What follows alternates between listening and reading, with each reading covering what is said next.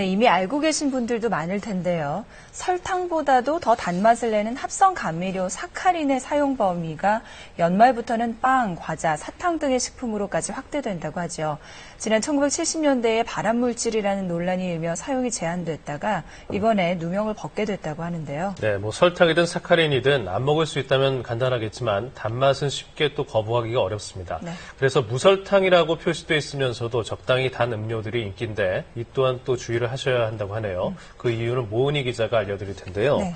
이 무설탕인데도 단 이유가 있었네요.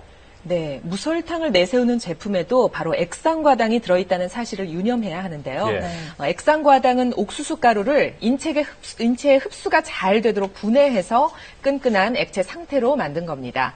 액상과당은 식욕을 억제하는 호르몬을 방해하기 때문에 자신도 모르게 과식하기 쉬운데요.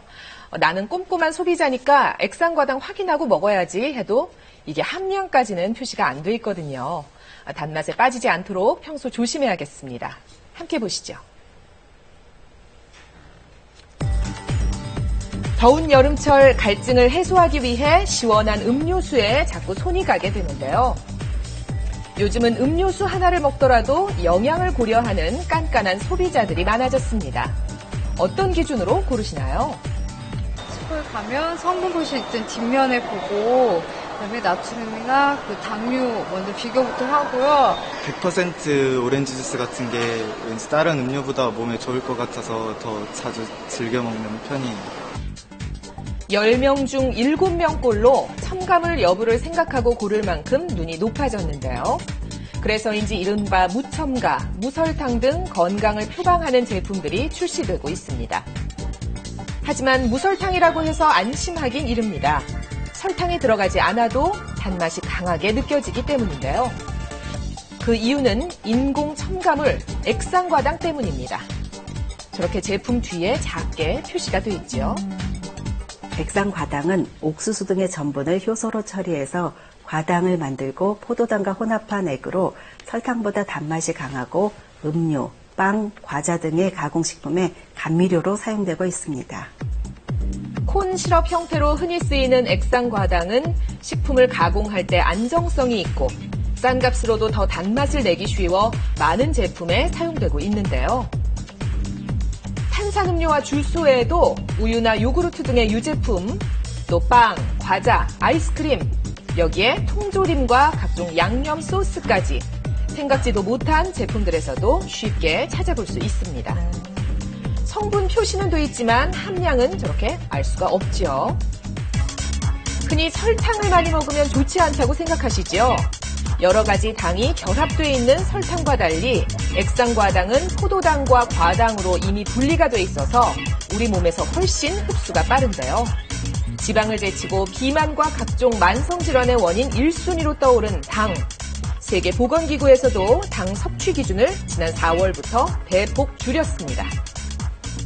일반적으로 일일 당분 섭취량은 총 섭취 에너지의 10% 이내, 즉 2000칼로리를 섭취하는 성인의 경우 50g을 권장하고 있습니다. 그러나 최근에 WHO에서는 이를 5%로 하향 조정해서 25g을 권장하고 있습니다. 그러니까 일일 당 섭취 권장량이 25g, 각설탕으로 따져보면 8개 분량인데요. 그렇다면 가공식품엔 평균적으로 얼마나 당분이 들었을까요? 건강을 내세웠다는 음료인데도 각설탕이 8개, 한 잔으로도 하루 권장량이 채워지고요. 오렌지 주스도 평균 각설탕이 12개, 크림빵도 각설탕 12개의 당도와 비슷하게 측정되는데요. 평균적으로 봤을 때 시판 가공식품에 들어있는 당분의 양은 하루 섭취 권장량의 절반 이상을 차지하고 있습니다. 그렇다면 소비자가 느끼는 단맛은 어느 정도일지 실험을 해봤습니다. 탄산음료와 설탕물을 당도가 같도록 조절하고요. 어떤 음료가 더 달게 느껴지는지 물어봤는데요. 결과는 어떨까요? 설탕물이 훨씬 더 달게 느껴지고요. 음료수는 약간 상큼하고 약간 청량감 같은 게 있어서 계속 먹을 수 있을 것 같은데 탄산은 톡 쏘는 맛이 있으니까 계속 먹히는데 그냥 설탕물은 밍밍하기도 하고 해서 계속 먹기는 부담스러웠어요.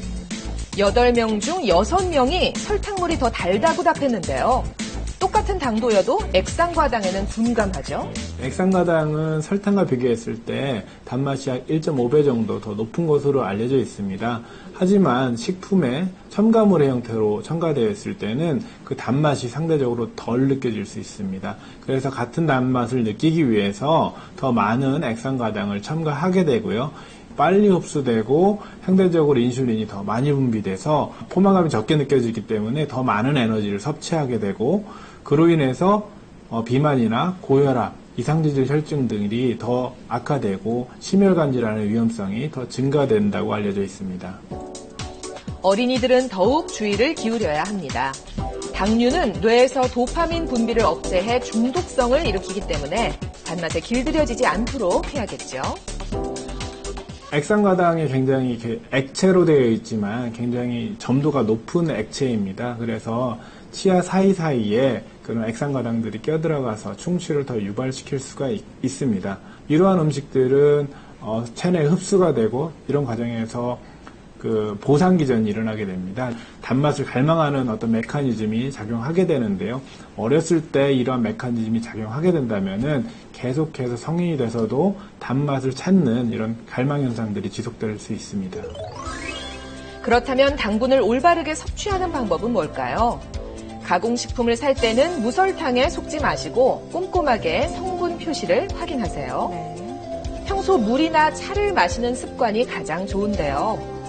아이가 단맛을 원하는 경우에는 정제가 덜 된 설탕이나 꿀을 약간만 넣어주는 것이 좀 더 낫겠습니다.